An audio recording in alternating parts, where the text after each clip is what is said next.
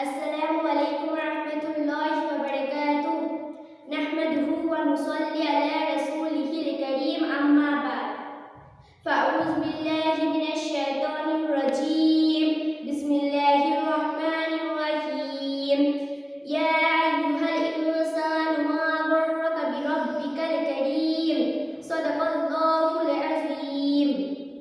সমস্ত প্রশংসা, পাঠ, উপাসনা, গুণাগুণ, গুণকীর্তন সেই মহান রব্বুল আলামিনের জন্য, যিনি আমাদেরকে তথা সারা বিশ্বকে সৃষ্টি করেছেন, আমাদেরকে হেদায়েত দান করেছেন, আমাদেরকে ঈমান নামক দৌলত দান করেছে।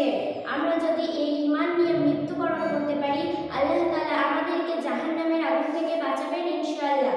তারপরে আমাদের প্রিয় নবী হযরত মুহাম্মদ সাল্লাল্লাহু আলাইহি ওয়াসাল্লাম, যার ওসিলাতে আমরা এই দুনিয়াতে এসেছি, যার ওসিলাতে আমরা কোরআন বুঝতে পেরেছি, ওনার উপর শত কোটি সালাম ও দরুদ বর্ষিত হোক। আমরা সবাই বলি আল্লাহুম্মা আমিন। এরপর আমি সেই মহান আল্লাহ তাআলার সম্পর্কে কিছু বয়ান করব।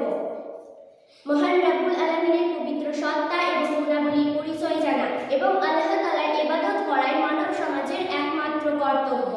মনে রাখতে হবে, মানুষের অন্তরে মহান রবের প্রতি মুহাব্বত থাকা হলো তার অন্তরে অবস্থান সমূহের মধ্যে উন্নত স্তর বা অবস্থা। গুনাহমুক্ত জীবন গঠন ও আল্লাহর কাছে প্রিয় হওয়ার উপায় হলো আল্লাহ তাআলার প্রেম ভালোবাসা অন্তরে উৎপন্ন করা।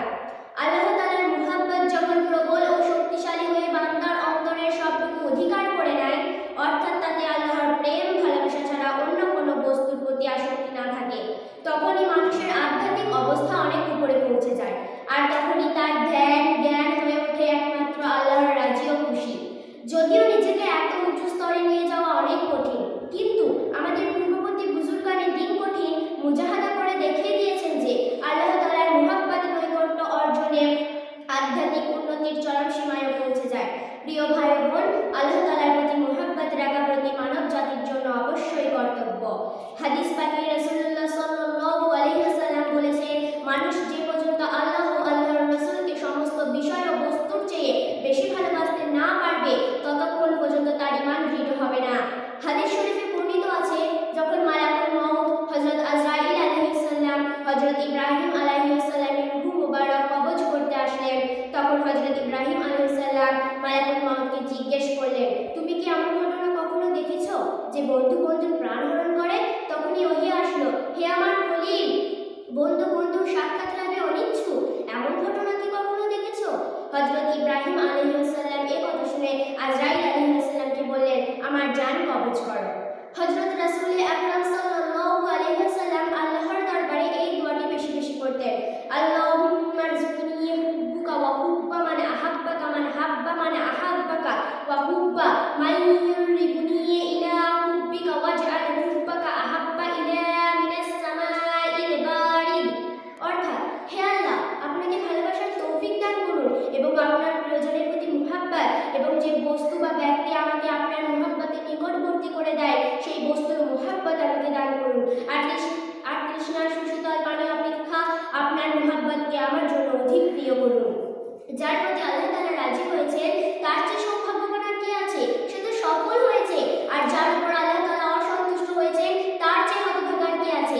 আরে ভাই, আমরা তো দুনিয়াতে এসেছি আল্লাহ তাআলাকে রাজি ও খুশি করার জন্য। কাজ হলো আল্লাহ তাআলার গোলামি। মহান আল্লাহ আমাদেরকে এমনভাবে প্রতিপালন করেন যে প্রতিদিন আমরা গুনাহ করতে থাকি, আমাদের গুনাহের পাহাড় জমা হতে থাকে। তারপরও বান্দার জন্য মহান আল্লাহর রহমতের দুয়ার খোলা থাকে। দয়াময় আল্লাহ তার গুনাহগার বান্দার অপেক্ষায় থাকেন। আল্লাহ চান তার বান্দা তওবা করুক, নিজের অন্যায়ের প্রতি অনুতপ্ত হয়ে আল্লাহর দরবারে ক্ষমা প্রার্থনা করুক। পথভোলা বান্দা যদি তওবা করে আল্লাহর পথে ফিরে আসে, আল্লাহ তাআলা খুশি হন। হযরত রাসূল আকরাম সাল্লাল্লাহু আলাইহি ওয়াসাল্লামের উম্মতের কাছে মহান রাব্বুলের চাওয়া তো এটাই, সবকিছু ছেড়ে আল্লাহর সাথে সম্পর্ক করো। আনুগত্যের মহান সম্পর্ক, প্রেমের সম্পর্ক, ভালোবাসার সম্পর্ক। আল্লাহর ভালোবাসা ছাড়া, আল্লাহর আনুগত্য ছাড়া অন্তর থেকে সবকিছু বের করে দাও। মহান রাব্বুল আলামিন তো আমাদের সবচেয়ে বড় আপন। প্রিয় ভাই বোন, আসুন আমরা আল্লাহর পথে আমাদের জান প্রাণ সবকিছু জুড়ে দিই। আর সব ভালোবাসা ছাড়া আল্লাহর ভালোবাসাকে বুকে জড়িয়ে নিই। প্রিয় ভাই বোনেরা, তিনি মহান আল্লাহ, যার সামনে ঝুঁকে রয়েছে তারকা, সিজদাবনত পাথরগুলো, পাহাড়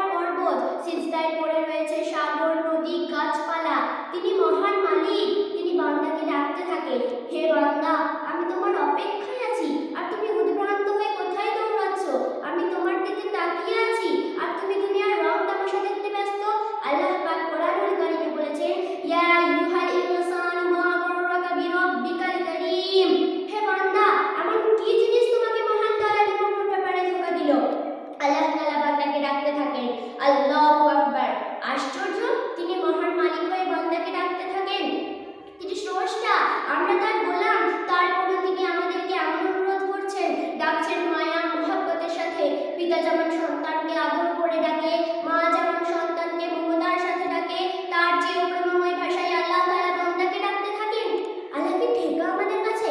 সেই মহান মালিকের কাছে কি মূল্য আছে আমাদের? এখন বলুন তো, এমন মহান মালিকের প্রতি আনুগত্য না করা, মন প্রাণ সঁপে না দেওয়া কত বড় অন্যায়। প্রিয় নবী সাল্লাল্লাহু আলাইহি ওয়াসাল্লাম বলেছেন, আল্লাহই সবকিছুর মালিক, তিনি জীবনদাতা, মৃত্যুদাতা, ইজ্জত দেওয়ার মালিক তিনি, ইজ্জত কেড়ে নেওয়ার মালিক তিনি।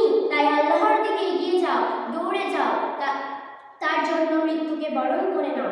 প্রিয় ভাই বোন, আসুন, যিনি আমাদের জন্য এত কিছু করছেন, মহান রাব্বুল আলামিন, ওনার সামান্য একটু ইবাদত করার জন্য আমরা 5 ওয়াক্ত নামাজ পড়ি।